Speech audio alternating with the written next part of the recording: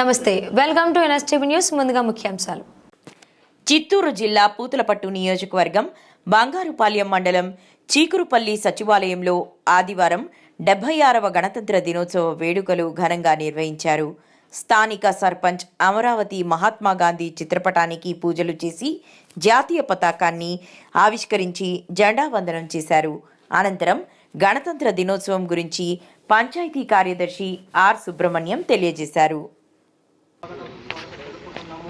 అంటే మనకు ఆగస్టు 15న స్వతంత్రం వచ్చినప్పటికీ కూడా మనకు బాధ్యతలు విధులు అనేది లేనందువలన మనకు నవంబర్ 29న ఈ యొక్క రాజ్యాంగ పత్రిక ఏర్పాటు చేసి నవంబర్ 29న రాజ్యాంగాన్ని ఆమోదించినప్పటికీ అమలు చేసిన దినం మాత్రము జనవరి 26 కాబట్టి ప్రతి సంవత్సరం మన అన్ని దేశం అంతా కూడా ఈ యొక్క గణతంత్ర దినోత్సవాన్ని ఘనంగా ఏర్పాటు చేసుకో జరుగుతుందనేసి మీకందరికీ మన యొక్క ధన్యవాదాలు తెలుపుకుంటూ నా యొక్క ఉపన్యాసాన్ని